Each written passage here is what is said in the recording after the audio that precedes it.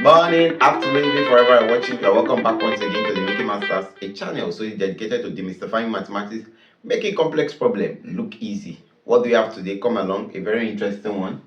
Direct variation.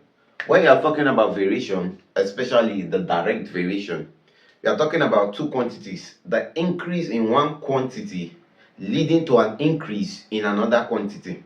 For example, let me give you a practical example.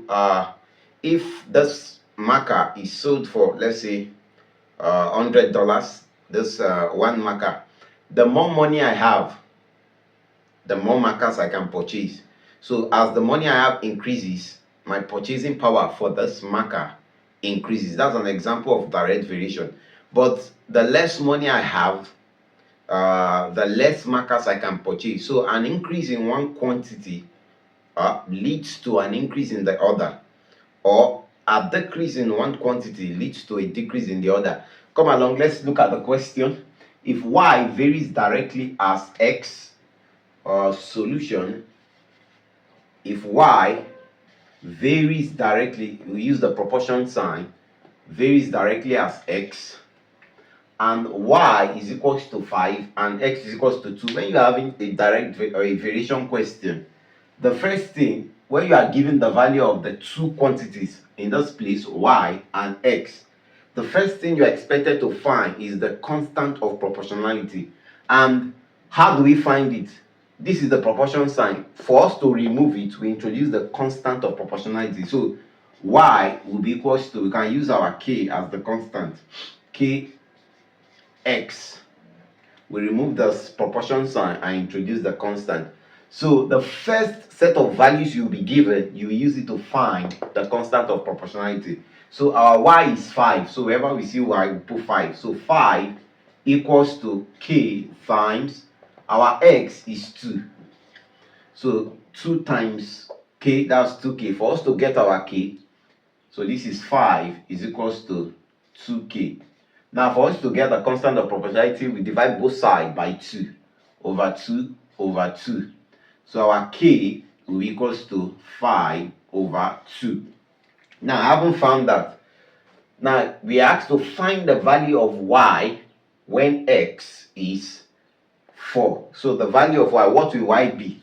From here we already know that y is equals to kx. So y is equals to, we replace our k with 5 over 2. 5 over 2 times our x. It says when x is 4 times 4. And we are pretty much done. 2 here 1, 2 in 4, 2.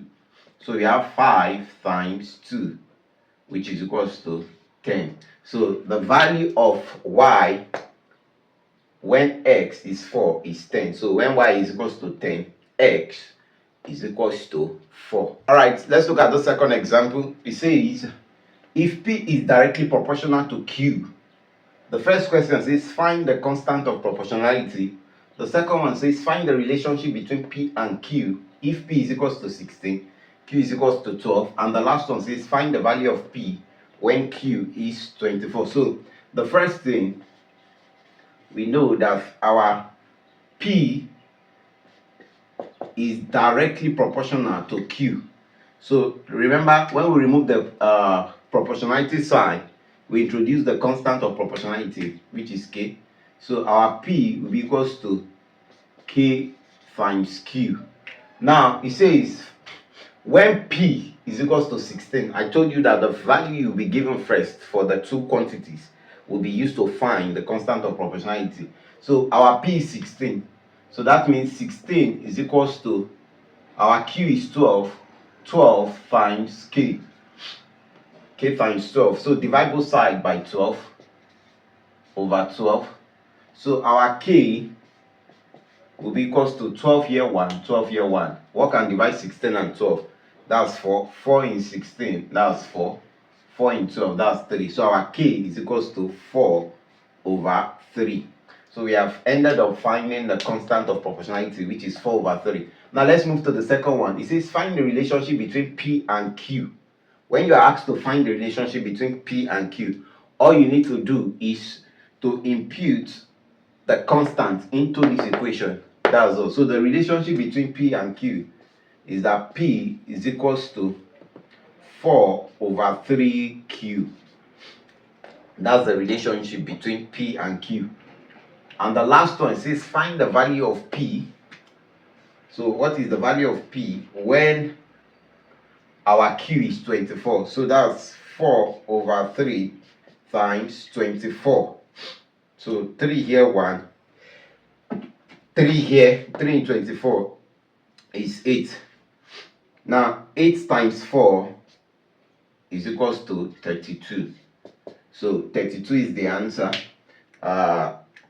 So take note, when you're asked to find the constant of proportionality, the first set of values you are given for the quantities, you impute it to find the constant.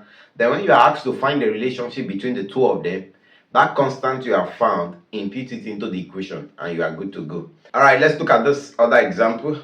It says, given that the quantity y varies directly as the cube root, take note, the cube root of x and y equals to 3 when x is 27, find the value of the constant, that's the constant of proportionality. The B says find the relationship between y and x. Sometimes in some questions, you might not be given find the relationship. You can be asked to find the formula connecting y and x. It can be put in that way. It means the same thing. The C part, it says find the value of y when x is 8. So let's start up. The first thing we are having is that y varies directly. Y varies directly as x. That's the first interpretation. We remove the proportionality sign, introduce a constant. That means y is equals to k times x. Now, like I told you, the first set of values is used to find the constant. So it says, and y is 3. So whenever we see y, we put 3. 3 equals to k times our x is 27. Hold on. Look at, there's something a mistake I made. It says y varies directly as the cube root, not directly as s, as the cube root. So this is how to put the cube root of x. So this is cube root of x. You can put the k here, cube root of x times k, this times k. Now, so take note, always take cognizance of whatever is put here. It can be y varies as the square of x. That would be y proportionality sign x raised to the power of 2, or the square root of x. That's y varies directly as square root of x. So anything can be given. So let's go. Now 3 is equals to k times the cube root of x, and our x here is 27. So 27. Now pay attention. Cube root means what am I going to multiply 3 times to give me this number? So when you are taking the cube root of a number, what will I multiply 3 times that will make me arrive at that number? For example, if I say what is the cube root of 8? The cube root of 8 is 2, because it is 2 that will multiply 3 times that will give me 8. So which number will I multiply 3 times to give me 27? Your guess is as good as mine. That's 3. So this becomes 3 is equals to k times, because 3 times 3, 9, 9 times 3, 27. So k times 3, cube root of 27 is 3. So divide both sides by 3. So the value of our k, our constant, is 1. We are done with the A part. Let's look at the B part of the question. The B part says the relationship between y and x, or like I told you earlier, it can be said to be the formula connecting y and x. So look at the formula connecting y and x. So y is equals to, we introduce this our constant, 1 times cube root of x. So this is the formula connecting the two of them, because the constant there is 1. 1 times anything is that number. So that's why I didn't put anything here. 1 times this number will still give me this, or this value or figure will still give me this.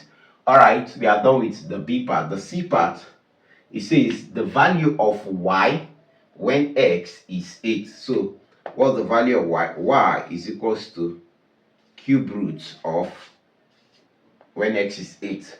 So like I said earlier, what number will I multiply 3 times that will give me 8? That's cube root, which is 2. So y equals to 2. The value of y when x is 8 is 2.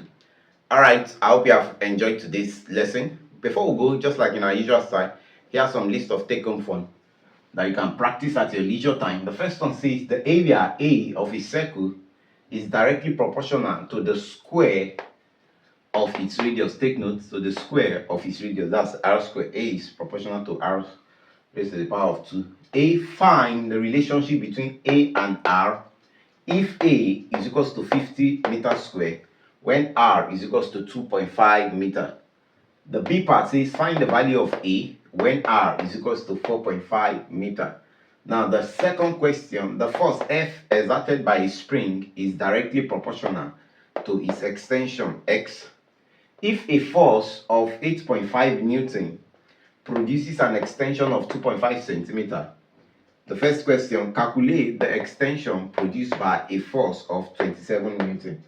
And the B part, calculate the force exerted to produce an extension of 5.5 centimeter. Do let me know the answers in the comment section. If you enjoyed today's class, why not give us a like, give us a share, tell your friends about the Making Masters, a channel solely dedicated to demystifying mathematics, making complex problems look easy. And if you're here to subscribe, please kindly hit the subscribe button, turn on the notification bell so you don't miss out on wonderful content on the channel. Keep practicing mathematics.